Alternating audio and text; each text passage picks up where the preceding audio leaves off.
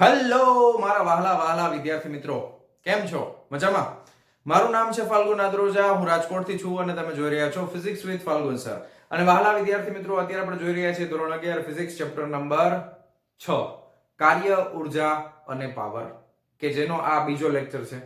Last લેક્ચરની અંદર આપણે પ્રસ્તાવના જોયેલી હતી. પ્રસ્તાવના પછી આપણે સદિશોનો ડોટ ગુણાકાર એના વિશે માહિતી મેળવેલી હતી.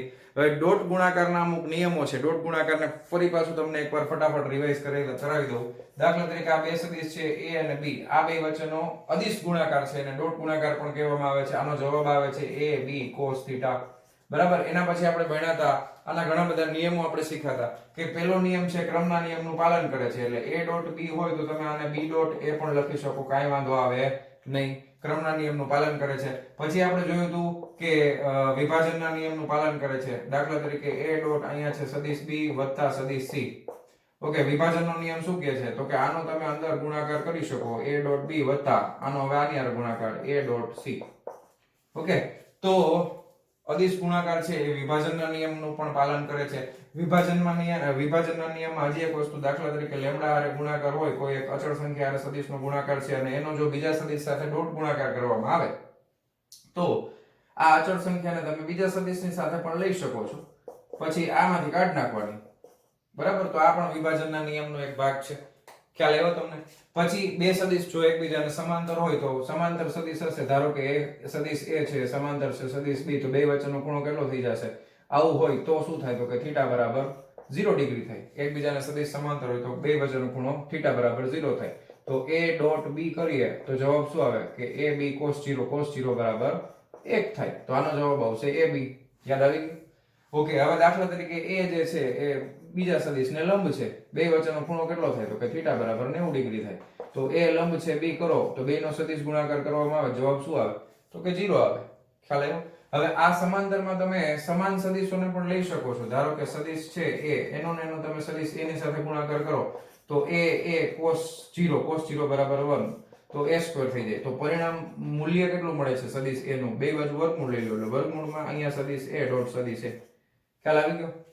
ઓકે, પછી આપણે કાર્ટેશિયનની આમ પદ્ધતિ જોઈ હતી. કાર્ટેશિયનની આમ પદ્ધતિની અંદર x અક્ષ હોય તો i કેપ આવે, y અક્ષ હોય તો j કેપ આવે, z અક્ષ હોય તો k કેપ આવે. i ડોટ i બરાબર 1 થાય, i ડોટ i બરાબર 1. બરાબર. પછી આ બધા એકારે લખી નાખી. j ડોટ j વચમાં ડોટ, j ડોટ j બરાબર k ડોટ k બરાબર 1. બધાનો જવાબ શું આવે? તો કે 1 આવે. પણ દાખલા તરીકે આડાવડા હોય તો i ડોટ j હોય, અથવા તો j ડોટ k હોય, અથવા તો k ડોટ i હોય, અથવા કોઈ પણ આડાવડા હોય. આને આડાવડા કરી શકો. જવાબ શું આવે? 0. કારણ કે વચ્ચે ખૂણો કેટલો થાય? 90 નો. ખ્યાલ આવી ગયો? પછી આપણે કાર્ટેશિયનની આમ પદ્ધતિમાં તમે એક સદિશ આપણે આ રીતે લીધા હતા કે સદિશ a છે આવી રીતે હોય, ax i કેપ વત્તા ay j કેપ વત્તા az k કેપ હોય. ઓકે, તો તમે આ જ પદ્ધતિનો ઉપયોગ કરી અને બે સદિશોનો ગુણાકાર કરી શકો. કાંઈ ફેર પડે નહીં. ધારો કે b સદિશ છે તો bx i કેપ વત્તા by j કેપ વત્તા bz k કેપ હોય.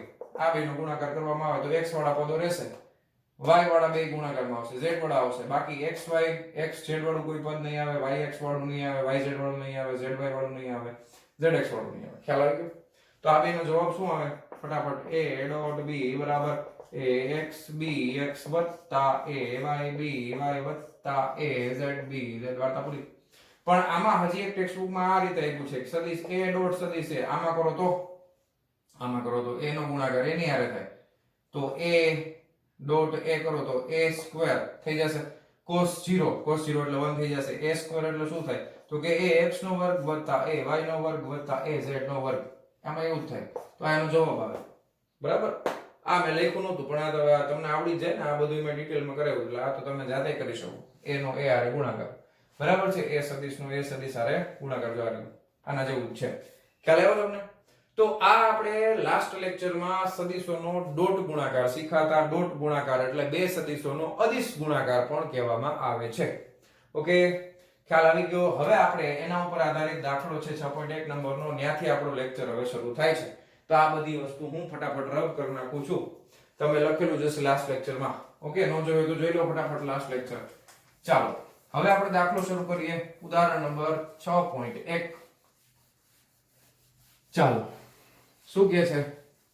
રકમ વાંચીએ કે બળ F સદિશ તમને આપેલું છે 3i cap + 4j cap - 5k cap એકમ, એટલે એનું એકમ આપણને આપ્યું નથી પણ એનું નામ આપી દીધું એકમ, કઈક હશે જે હોય તે. સ્થાનાંતર છે d = 5i cap + 4j cap + 3k cap એકમ. વચ્ચેનો ખૂણો શોધો. આ બે સદિશ વચ્ચેનો ખૂણો કેટલો છે એ આપણે ગોતવાનો છે. તથા f ના સ્મોલ d પરના પ્રક્ષેપનું મૂલ્ય શોધો. f ના d પરના પ્રક્ષેપનું મૂલ્ય શોધવાનું છે. ખ્યાલ આવ્યો તમને? શું શું ગોતવાનું છે એ પ્રશ્નમાં આપણે લખી નાખીએ. જો અહીંયા તમારે પહેલા રકમમાં f લખવો, પછી d લખવો, બરાબર, પછી બે વચ્ચેનો ખૂણો ગોતવાનો છે એટલે θ બરાબર ક્વેશ્ચન માર્ક. ખૂણો θ બરાબર ક્વેશ્ચન માર્ક. f ના d પરના પ્રક્ષેપ એટલે પડછાયો, f નો પડછાયો d ઉપર પડે તો શું આવે? f cos θ. યાદ આવ્યું? તમારે આ ગોતવાનું છે બીજું f cos θ બરાબર ક્વેશ્ચન માર્ક. ખ્યાલ આવી ગયું? કાઈ વાંધો નથી. હવે તમને ખબર છે કે ખૂણો ગોતવો હોય તો મારે સદિશ છે બે એનો અદિશ ગુણાકાર કરવો પડે.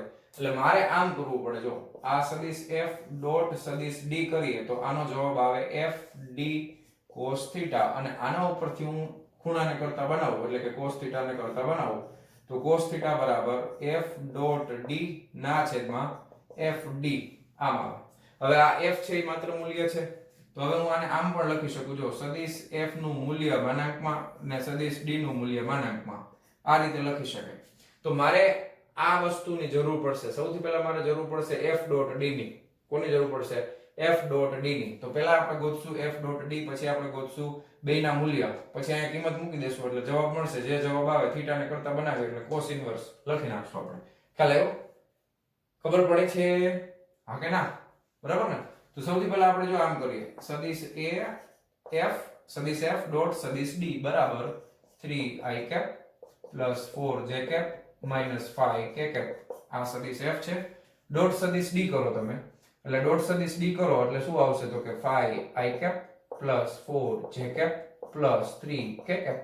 થાય આવું કે નહીં? બરાબર ને? હવે તમને ખબર છે ડોટ ગુણાકાર હોય તો i cap વાળાનો ગુણાકાર થશે, j cap વાળાનો થશે. બે j cap શું થાય? 1. k cap નો થશે. આન્સર શું આવે? 1. તો 3 5 5 તેરી 15. i cap ગુણ્યા i cap બરાબર 1. એટલે ગુણાકારમાં એક લખતો નથી, જરૂર નથી. ગુણ્યા 1 એટલે 1 જ થાય. પ્લસ ચોકે 16 ગુણ્યા 1 આવે. આ -5 છે પ્લસ 3 છે, જવાબ માઈનસ થાય ભાઈ. કારણ કે k cap છે, આ માઈનસ k cap છે. એટલે અહીંયા બે સદિશ વચ્ચેનો ખૂણો 180 નો કહેવાય. ખ્યાલ આવ્યો? આ પ્લસ z અક્ષ છે, આ માઈનસ z અક્ષ છે. બે સદિશ વચ્ચેનો ખૂણો 180 નો છે. cos 180 બરાબર -1 થાય વાલા વિદ્યાર્થી મિત્રો, ધ્યાન આપજો. તો અહીંયા માઈનસ આવશે. 5 તેરી 15. તો 15 ગયા, વધ્યું શું? ખાલી આપણી પાસે 16. કાઈ ખબર નથી એકમ, તો એકમ લખી નાખો ને. બેનો ગુણાકારનો જવાબ આ f ડોટ d ગોતી લીધું. જો સ્ટેપ બાય સ્ટેપ જ જાય છે. f ડોટ d ખબર પડી. શું કરવાનું? બે વચ્ચેનો ડોટ ગુણાકાર છે એટલે વચમાં અહીંયા ડોટની નિશાની કરી દેવાની. કારણ કે આપણે આના પછીના પ્રકરણમાં ક્રોસ ગુણાકાર પણ શીખવાના છે. ખ્યાલ આવ્યો? તો આ ડોટ ગુણાકાર છે, આનો જવાબ આવી ગયો 16 એકમ. હવે મારે શું જરૂર પડે તો કે f નું મૂલ્ય જોઈએ છે, d નું મૂલ્ય જોઈએ છે. તો f નું મૂલ્ય ગોતતા આવડે કે નહીં? સદિશ f નું મૂલ્ય બરાબર શું થાય? વર્ગમૂળમાં f of x નો વર્ગ વત્તા f of y નો વર્ગ વત્તા f of z નો વર્ગ થાય કે નહીં? થિયરી પ્રમાણે. તો વર્ગમૂળની અંદર f of x કેટલા છે? 3i cap, તો 3 નો વર્ગ કરવાનો પ્લસ f of y કેટલા છે? 4, તો 4 નો વર્ગ કરવાનો વત્તા અહીંયા f of z પણ માઈનસમાં છે, ધ્યાન આપો. -5 છે. f માં બળમાં -5 છે તો અહીંયા -5 લખો, એનો વર્ગ કરો, પણ ખબર જ છે ધન જ થઈ જાય. બરાબર? એટલે ટેન્શન નહીં લેવાનું. 3 તેરી 9 વત્તા ચોકે 16 વત્તા 5 25 16 ને 9 25 25 દુ 50 વર્ગમૂળમાં 50. કાઈ ખબર નથી એકમની, કારણ કે રકમમાં એકમ લખ્યું છે તો આપણે એકમ લખો, કાઈ વાંધો નહીં. આ મૂલ્ય છે. એવી રીતે d નું મૂલ્ય ગોતવાનું છે.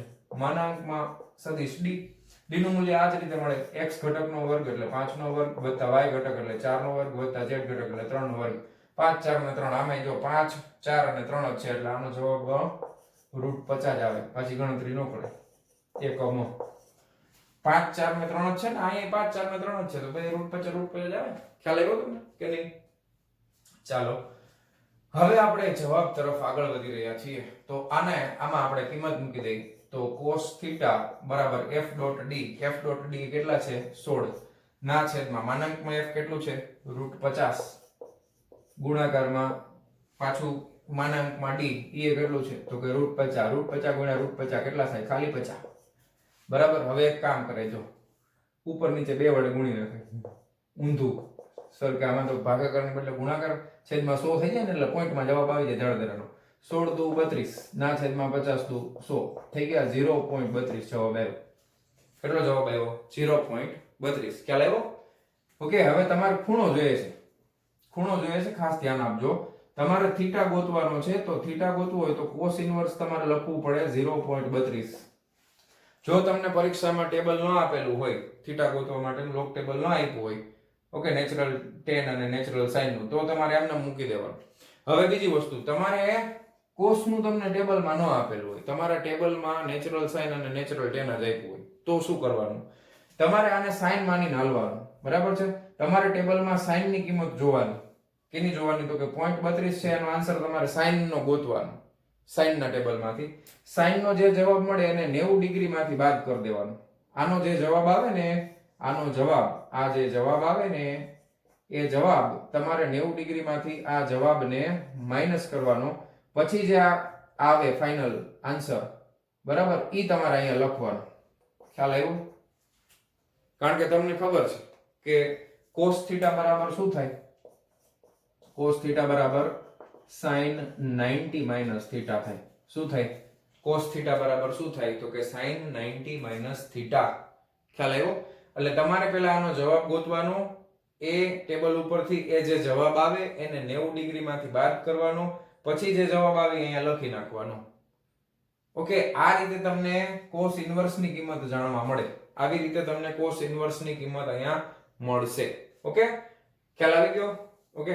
હવે ટેક્સ્ટ બુક માં આઈ થિંક આનો જવાબ લખ્યો નથી, cos ઇન્વર્સ કરીને મૂકી દીધું છે, એટલે તમારો જવાબ અહીંયા સુધી પરફેક્ટ છે. ઓકે. ટેક્સ્ટ બુક પ્રમાણે જવાબ આવી ગયો. પછી આગળ કરવાની જરૂર નથી. જો તમને પરીક્ષામાં પૂછે ને ટેબલ આપ્યું હોય તો પછી આ પ્રમાણે કરવાનું. જોવાનું કેમાં? તો કે આ જોવાનું તમારે sin માં જોવાનું. પછી જે જવાબ આવે એને 90 ડિગ્રી માંથી બાદ કરવાનો. પછી જે જવાબ આવશે એ તમારો સાચો જવાબ તમને મળી જશે. ખ્યાલ આવ્યો? હાલો, આટલું થઈ ગયું. હવે આપણે ગોતવાનું છે પ્રક્ષેપ. તો પ્રક્ષેપ એટલે FD cos થીટા. એ અહીંયા આગળ f મૂલ્ય છે, d મૂલ્ય છે, cos થીટા. cos થીટા એટલે 0.32 છે, ખબર જ છે મને. બરાબર છે? તો આ પહેલા પ્રશ્નનો જવાબ હતો. હવે બીજાનો જવાબ આપણે અહીંયા ગોતી લઈએ છીએ. શું ગોતવાનો છે? પ્રક્ષેપ. તો આ આપણે લખશું f cos થીટા બરાબર. f નું મૂલ્ય કેટલું છે? √50 ગુણ્યા cos થીટા કેટલા છે? આર્યા જો, cos થીટા 0.32. આનો જે જવાબ આવે એ તમારે લખી નાખવાનો. 0.32 ગુણ્યા 50. આ જે જવાબ આવે આ એકમમાં. ઓકે. ટેક્સ્ટ બુકમાં આનો ગુણાકાર નથી કર્યો, એમને રાખ્યો. તમે એમને રાખી લો, ત્યાં વાંધો નથી. બાકી કેલ્ક્યુલેટર છે તો √50 ગુણ્યા 0.32 કરી નાખવાના. જે જવાબ આવે ફાઇનલ. તો લખી નાખો ફટાફટ. ઉદાહરણ નંબર 6.1. એકદમ ઈઝી દાખલો છે. વિડિયો પોઝ કરીને લખી નાખો. ચાલો જવા દઉં છું. હા, ચાલો ચાલો વિદ્યાર્થી મિત્રો, હવે આપણે જોવાના છે નેક્સ્ટ થિયરી 6.2 નંબરની. શું કહે છે? કાર્ય અને ગતિ ઉર્જાના ખ્યાલો. કાર્ય ઉર્જા પ્રમેય. આ થિયરીમાં આપણે જે સમજવાનું છે એ ધ્યાનથી પહેલા સમજજો તમે, બરોબર? કે તમને અત્યારે કાર્ય શું છે, ગતિ ઉર્જા શું છે એ ખ્યાલ નથી, ધારો કે. તો એ કાર્યનો ખ્યાલ કેવી રીતે આવ્યો, ગતિ ઉર્જાનો ખ્યાલ કેવી રીતે વિકસિત થયો, એ તમારે આ થિયરીમાંથી શીખવાનું છે. હવે તમને એક બીજી વસ્તુ કહું કે તમે ઓલરેડી 9મા ધોરણની અંદર કાર્ય અને ગતિ ઉર્જા વિશે જાણેલું છે, ત્યારે તમે શીખાતા. એને પાછું એકવાર તમને રિવાઇઝ કરાવો એટલે આ થિયરી તમને ફટ દઈને યાદ રહી જાય. જો તમે 9મા ધોરણમાં શીખાતા કાર્ય એટલે શું થાય, તો કે કોઈ પણ પદાર્થ ઉપર જ્યારે બળ લગાડવામાં આવે અને જો પદાર્થ છે એ પોતાના સ્થાનથી ખસી જાય, એટલે કે સ્થાનાંતર થાય, તો બળ અને સ્થાનાંતરના ગુણાકારને તમે કાર્ય તરીકે ઓળખો છો. બરાબર? અને ચોક્કસ રીતે વ્યાખ્યા આપવી હોય તો બળનો સ્થાનાંતરની દિશાનો ઘટક અને એને ગુણ્યા સ્થાનાંતર લેવું પડે. બળના બે ઘટકો આપણે ડિટેલમાં જોવાના છે કાર્ય, પણ અત્યારે હું તમને આ થિયરીને સમજાવવા માટે એક પ્રસ્તાવના બાંધું છું. બીજું તમે ભણ્યા હતા ગતિ ઉર્જા વિશે, તો કે કોઈ પણ પદાર્થ જો ગતિમાં હોય તો એની પાસે ગતિ છે એટલે વેગ હશે. તો એ વેગના લીધે, એ ગતિના લીધે જે કંઈ પણ ઉર્જા એની પાસે છે એને પદાર્થની ગતિ ઉર્જા કહેવામાં આવે છે. ગતિ ઉર્જા એટલે શું, તો કે કાર્ય કરવાની ક્ષમતા. તો એના લીધે ગતિ ઉર્જાના લીધે જે કંઈ પણ કાર્ય થાય છે એ એવી ઉર્જાને ગતિ ઉર્જા કહેવાય છે. એના માટેનું સમીકરણ તમને યાદ હશે, 1/2 mv². તમે ભણ્યા હતા. આ મેં તમને ખાલી 9મા ધોરણમાં શીખાતા એ યાદ કરાવ્યું છે. 11મા ધોરણનું હજી બાકી જ છે. આટલું યાદ રહી ગયું? હા. હવે આપણે આ થિયરીને સમજવાનો પ્રયત્ન કરીએ. સૌથી પહેલું કે આપણે પ્રકરણ નંબર 3 ની અંદર પદાર્થની સુરેખ પથ પરની ગતિ એના માટે ગતિના અચળ પ્રવેગી ગતિ માટેના 3 સમીકરણો જોયા હતા. એમાંથી આપણે સૌથી પહેલા ત્રીજા સમીકરણનો ઉપયોગ આ થિયરી સાબિત કરવા માટે કરવાના છે. ધ્યાન આપો. તો પહેલા આપણે શું લેવાના છે કે પદાર્થની, આખું નથી લખતો, સુરેખ પથ પરની ગતિ માટે, પણ આ ગતિ કેવી છે તો કે અચળ પ્રવેગી. ઓકે, એના માટે ગતિનું ત્રીજું સમીકરણ યાદ કરો. શું હતું તો કે ત્રીજા સમીકરણમાં આપણે ભણ્યા હતા v² - v0² બરાબર 2ax. હવે એમાં સંજ્ઞામાં હું થોડો ફેરફાર કરું છું. v² આ v0² ને સામે લઈ જાઉં પણ u ના ફોર્મમાં લખું છું. એટલે v² બરાબર u² પ્લસ 2a x ની જગ્યાએ હું અહીંયા s સંજ્ઞા વાપરું છું. s એટલે સ્થાનાંતર જ થાય. s એટલે અંતર જે કપાણું છે એ જ થશે. તમે આ સમીકરણ યાદ કર્યું હતું, ફરીથી લખી નાખો. v² બરાબર v0² પ્લસ 2ax આવું લખતા હતા, યાદ છે? અથવા x ની બદલે ઘણીવાર આપણે x માઈનસ x0 લખતા હતા જો કંઈક પ્રારંભિક સ્થાન x0 આપ્યું હોય તો. યાદ આવ્યું તમને? ઓકે, હવે ખાલી v0 અહીંયા v શું છે, u શું છે, તો સિમ્પલ હું તમને કહી દઉં છું, લખતો નથી, તમને બોલું તો યાદ રહી જશે. v છે ને એ અંતિમ ઝડપ છે, u છે એ પ્રારંભિક ઝડપ છે, a છે એ અચળ પ્રવેગ છે, અને s જે છે એ તમે અંતર ગણો, સ્થાનાંતર ગણો, પથ લંબાઈ ગણો. કારણ કે સુરેખ પથમાં ક્યાંય પદાર્થ વાંકો નથી વળ્યો એવું માનીને આપણે ચાલીએ છીએ. તો અહીંયા આગળ બધું એક જ થશે. ઓકે, હવે ધ્યાનથી સમજો. હવે મારે છે ને બળનો ખ્યાલ વિકસિત કરવો છે. કોનો ખ્યાલ વિકસિત કરવો છે? બળનો. હવે આ u² ને આપણે ડાબી બાજુ લઈ લઈએ તો v² - u² બરાબર 2as લખી શકો. તમે ડાયરેક્ટ આ લખો તો વાંધો નથી. હવે છે ને જો, બળ એટલે યાદ કરો ન્યૂટનના ગતિના બીજા નિયમ પ્રમાણે બળ એટલે શું થાય તો કે દળ ગુણ્યા પ્રવેગ થાય ને. ન્યૂટનના ગતિના બીજા નિયમ પ્રમાણે આ માત્ર મૂલ્ય લખ્યું છે મેં, તો આ પ્રવેગનું માત્ર મૂલ્ય જશે આ રીતે. તમને ખબર f બરાબર માં. હવે મારે અહીંયા ગમે એમ કરીને પ્રવેગ બળ લઈ આવવું હોય તો શું કરવું પડે? દળ વડે ગુણાકાર કરવો પડે કે નહીં? પણ આ બગડો નડે. જો બગડો કાઢવો હોય તો શું કરવું પડે? બંને બાજુ 1/2 m વડે ગુણતા. બે બાજુ ગુણી નાખો ને 1/2 m વડે થઈ જાય. જો 1/2 m v² minus 1/2 m u² બરાબર 1/2 m આ 2as બગડો કેન્સલ થઈ ગયા. m into a ગુણાકારમાં આવી ગયું તો આને હું આમ લખી શકું ન્યૂટનના ગતિના બીજા નિયમ પ્રમાણે f અને ગુણાકારમાં s છે. જો થઈ ગયું ને? ખ્યાલ આવ્યો? હવે આ સમીકરણ છે ને એને આપણે સમીકરણ નંબર 1 આપી દઈએ સમજવા માટે. ખાલી આ સમીકરણ છે એ અદિશ સ્વરૂપમાં છે. હવે ધારો કે આ જ સમીકરણ આપણે ત્રિપરિમાણમાં ગતિ માટે યુઝમાં લીધું હોય, ત્રિપરિમાણિક ગતિ માટે, તો બીજું હું લખું છું કે ત્રિપારિમાણિક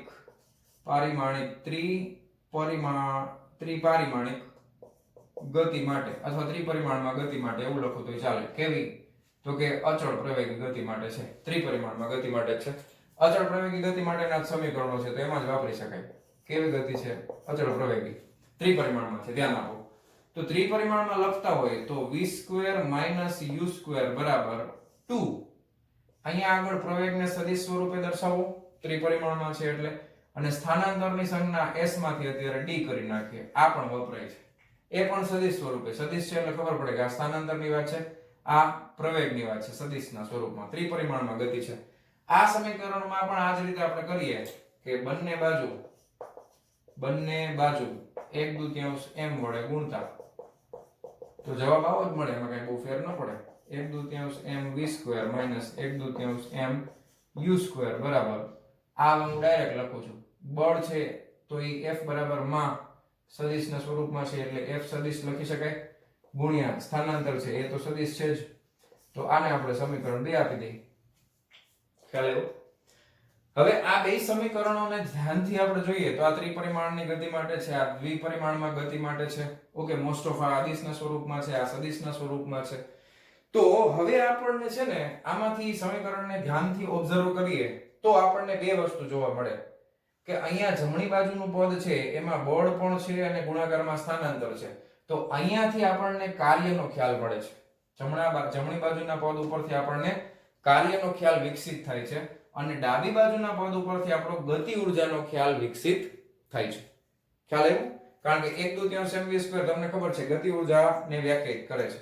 હવે અહીંયા ધ્યાનથી જોજો, ગતિ ઉર્જાની વ્યાખ્યા કેવી રીતે આપેલી છે? તો કે ગતિ ઉર્જા શું છે? તો કે ડાબી બાજુ હું વાક્ય બોલું છું, લખતો નથી, ધ્યાન આપજો, કે પ્રારંભિક વેગ અને અંતિમ વેગ, ફરીથી પ્રારંભિક વેગ એટલે કે u અને અંતિમ વેગ ના વર્ગનો દળ સાથેનો ગુણાકાર નું અડધું મૂલ્ય, પ્રારંભિક વેગ અને અંતિમ વેગના વર્ગનો દળની સાથેના ગુણાકારનું અડધા મૂલ્યનો તફાવત, વચમાં માઈનસ, તફાવત ને ગતિ ઉર્જા કહે છે.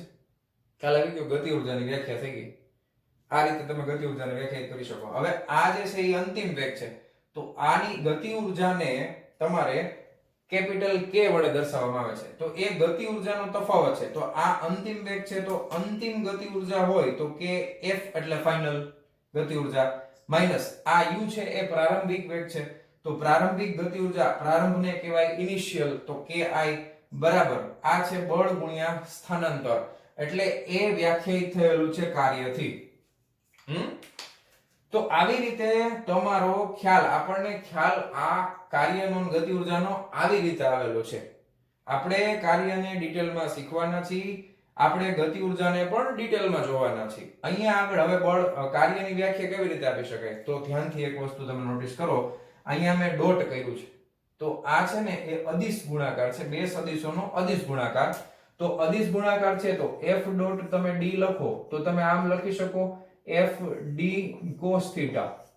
હવે cos θ ને હું બળની સાથે લખી નાખું તો f cos θ એના ગુણાકારમાં શું આવી ગયું? તો કે d. બરાબર છે?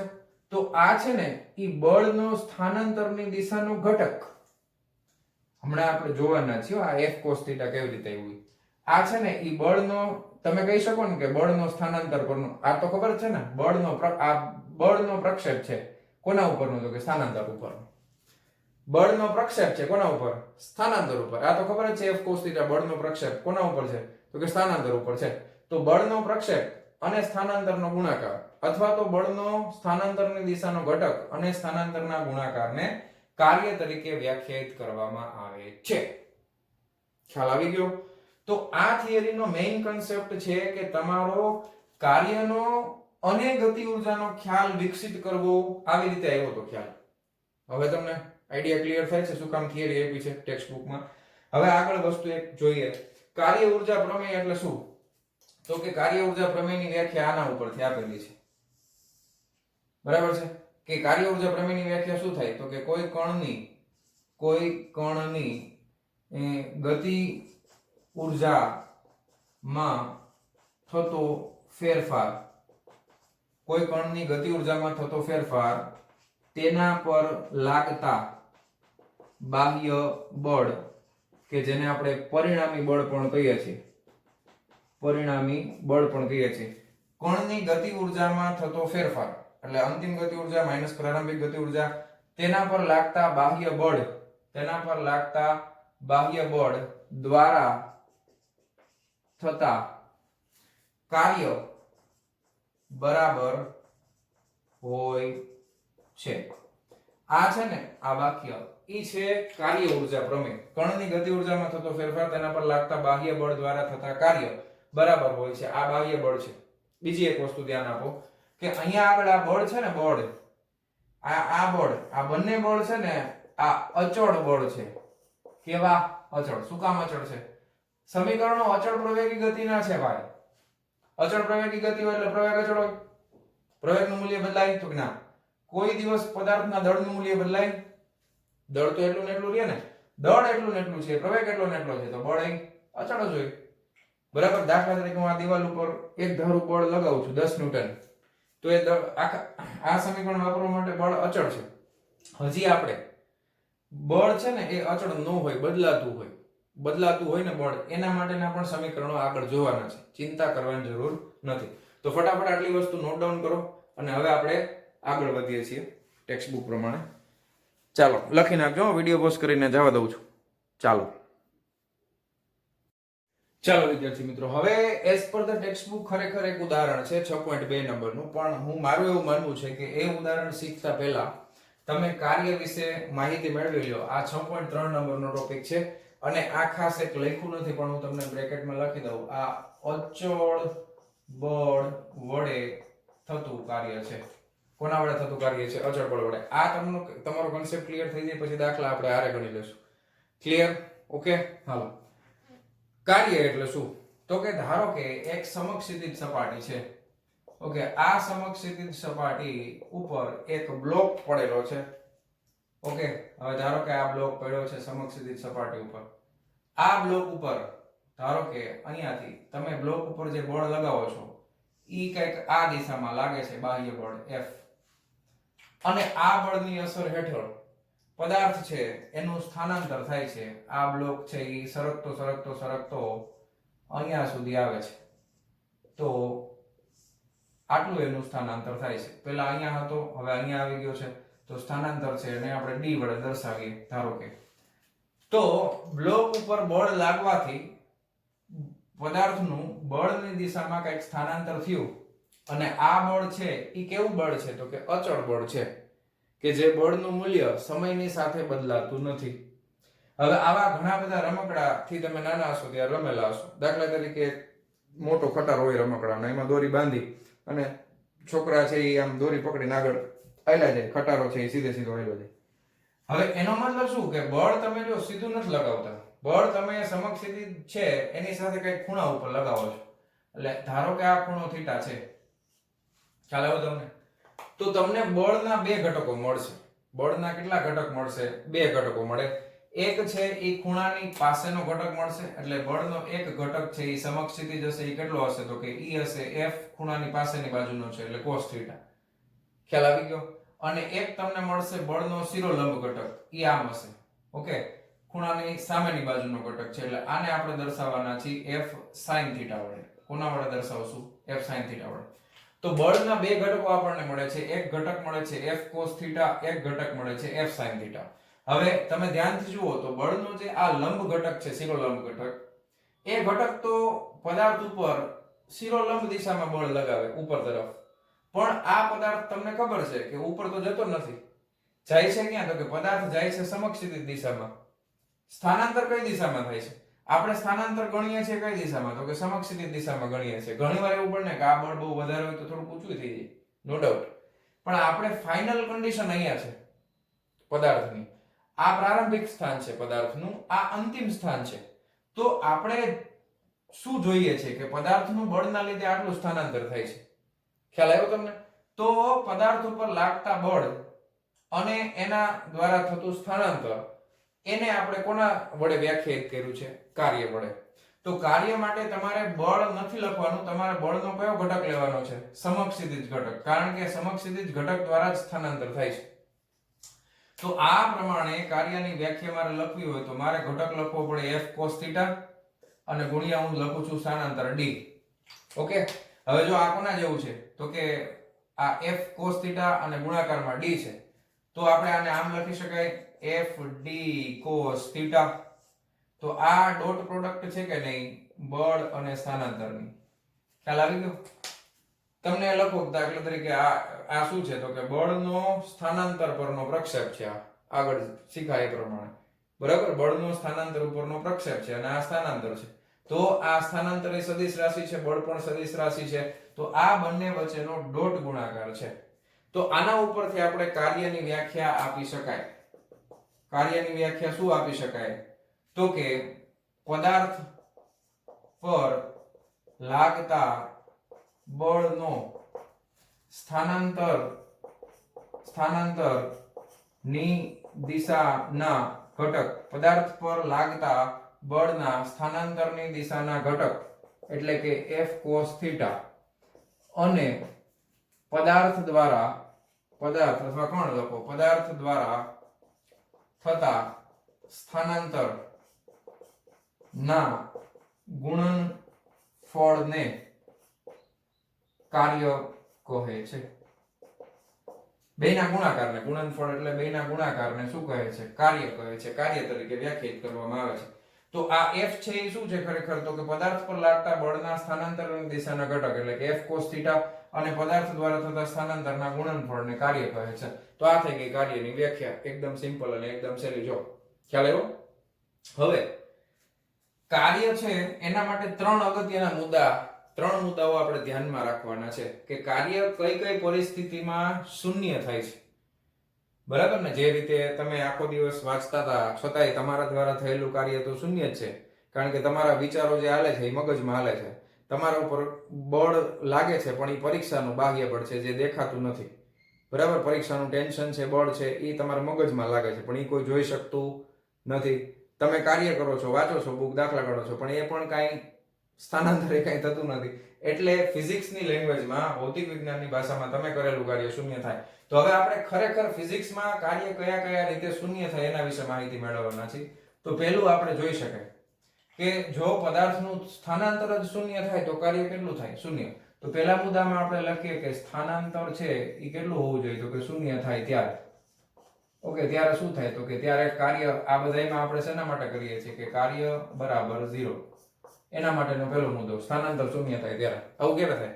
જો થાય અત્યારે થાય. જો બોર્ડને ધક્કો મારું છું, બોર્ડ લગાવું છું ઘણું બધું દિવાલમાં, કેટલા ન્યૂટન લગાવી નાખ્યું મેં. તમને ખબર પડી? તો કે ના. કેમ ન ખબર પડી? કે બોર્ડે ન આવેલું, દિવાલે ન આવેલી. તો બળ લગાવો છો, દિવાલમાં બળ લગાવીએ, બરાબર? આ તો હું દેખાતો જ બંધ થઈ જઈશ. હવે દેખાઉં છું, હા, દિવાલમાં બળ લગાવ્યું પણ દિવાલનું નથી સ્થાનાંતર થતું, કાંઈ થતું નથી. તો મેં બળ લગાવ્યું છતાં સ્થાનાંતર કેવું થાય છે? શૂન્ય. તો કાર્ય કેવું ગણાય? તો કે 0. આપણા મસલ્સ ખેંચાતા હોય, તમે બળ લગાવો દિવાલમાં તો આપણને એમ થાય કે બળ તો ઘણું લગાવ્યું, મસલ્સ ફૂલાઈ ગયા, ખેંચાઈ ગયા, શિથિલ થાય ને સ્ટ્રોંગ બને ને, પણ સ્થાનાંતર 0 છે. તો આ કેસની અંદર કાર્ય શું થાય? તો કે 0. પૂરું થઈ ગયું, કાર્ય થતું જ નથી. બરાબર? તો જ્યારે સ્થાનાંતર શૂન્ય થાય ત્યારે પદાર્થ ઉપર થયેલું કાર્ય શૂન્ય ગણવામાં આવે છે. પછી ક્યારે 0 થાય? તો કે પદાર્થ ઉપર લાગતું બળ શૂન્ય હોય ત્યારે. બરાબર? હવે બળ શૂન્ય હોય તો સ્થાનાંતર તો થઈ શકે ને. ધારો કે એકદમ લીસી સપાટી છે, લીસી સપાટી છે એટલે ઘર્ષણ બળ 0 હોય, અને એ લીસી સપાટીમાં કોઈ પદાર્થ છે એ અચળ વેગવાળી ગતિ કરતો હોય. ધારો કે અચળ વેગથી ગતિ કરે છે, ઘર્ષણ બળ તો છે નહીં. તો અચળ વેગથી ગતિ કરતો પદાર્થ છે એનું સ્થાનાંતર તો થાય જ છે ને. ઘડીએ ને ઘડીએ પોતાનું સ્થાન તો બદલે છે, છતાંય એના ઉપર લાગતું બાહ્ય બળ કેવું છે? તો કે 0. બાહ્ય બળ કેવું છે? તો કે 0. તો એ કેસની અંદર પણ કાર્ય કેવું ગણવામાં આવશે? તો કે 0. ખ્યાલ આવી ગયો? કાર્ય કેવું ગણવામાં આવે છે? 0. હવે ત્રીજો કેસ લઈ લઈએ. તો કે ત્રીજા કેસની અંદર તમારે આનું સૂત્ર આ રીતે તમે યાદ રાખો, આ સૂત્રને ધ્યાનમાં લ્યો. આમાં f0 કરી નાખ્યું, એકવાર d0 કરી નાખ્યું. હવે cos θ 0 થઈ શકે કે નહીં? તો ત્રીજા કેસની અંદર જ્યારે ખૂણો છે એ કોસમાં 0 ક્યારે થાય? તો કે cos 90 હોય ત્યારે. તો cos π/2 લખો અથવા 90 ડિગ્રી. તો cos 0 થઈ જશે એટલે કે સ્થાનાંતર અને બળ પરસ્પર લંબ દિશામાં હોય ત્યારે બંને વચ્ચેનો ખૂણો કેટલો થાય? તો કે 90 ડિગ્રી. તો આ કેસની અંદર પણ પદાર્થ પર થતું કાર્ય કેવું ગણવામાં આવશે? શૂન્ય ગણવામાં આવશે. આ જ પદાર્થમાં હું તમને આમાં ઉદાહરણ આપું. એક કાર્ય છે ને 0 છે. કયું?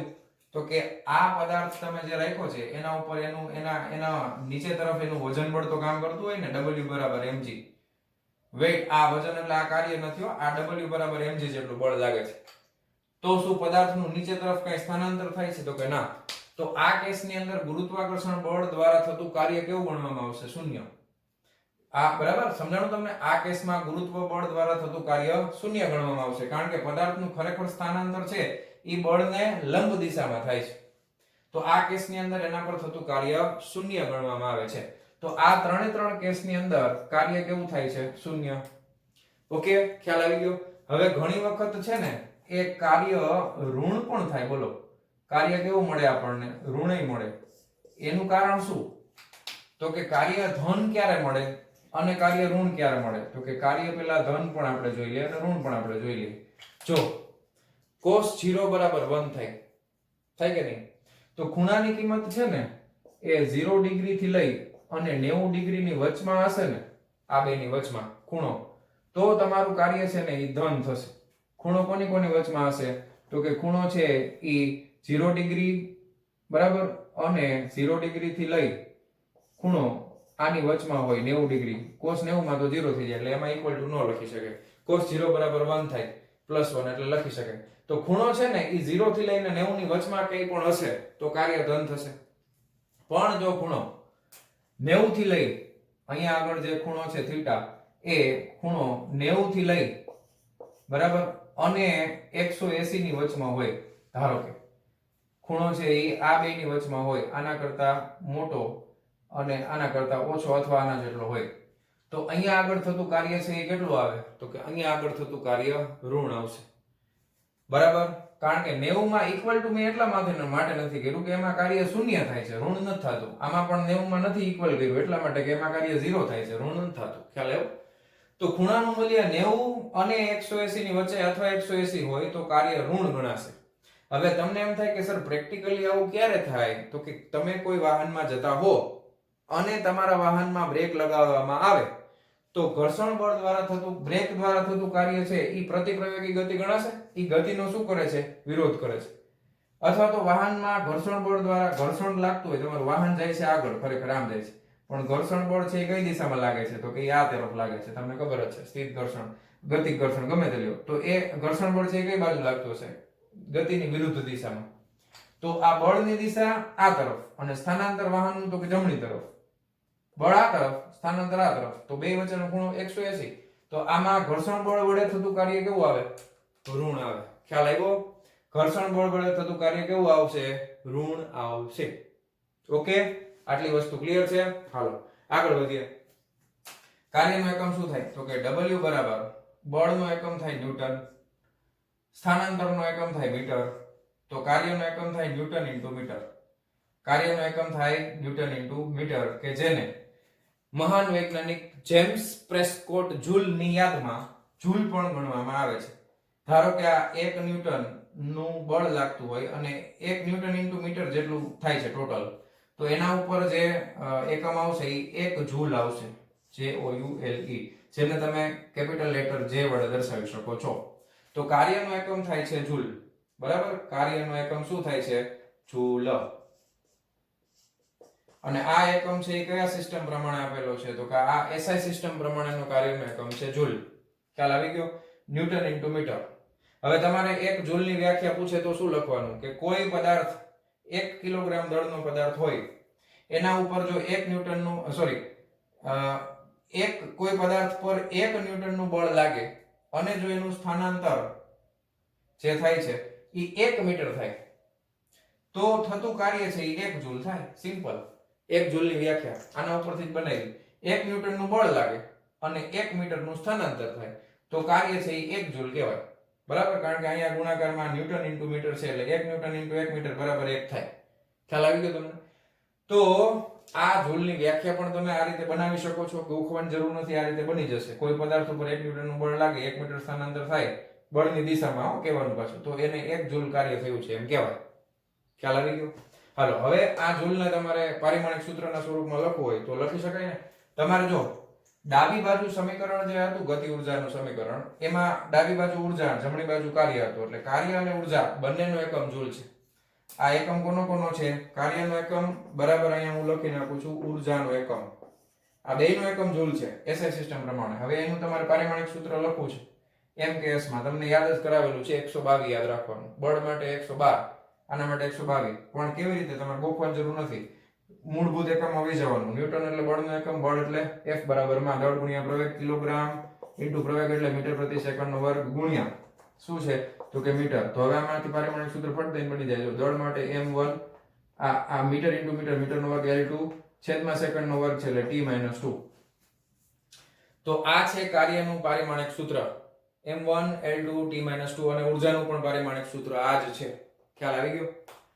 તો હવે આપણે કાર્યનો એકમ પણ જોઈ લીધો છે, એના માટેનું પારિમાણિક સૂત્ર પણ જોઈ લીધું છે. પણ શું દર વખતે કાર્ય અને ઉર્જા માટે આ એક જ એકમ વપરાશે જૂલ? તો કે ના, ઘણા બધા એકમો છે.